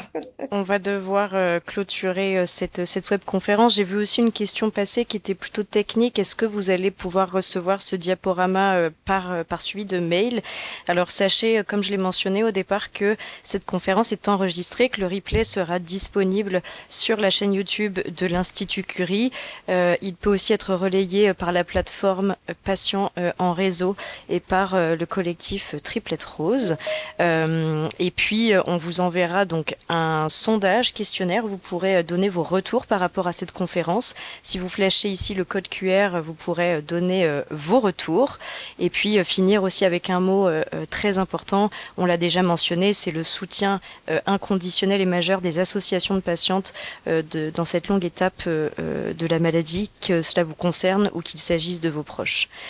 Je n'ai plus qu'à vous remercier d'avoir participé à cette webconférence. Merci beaucoup Claude Coutier, merci beaucoup Dr Delphine Loira d'y avoir participé avec nous ce soir.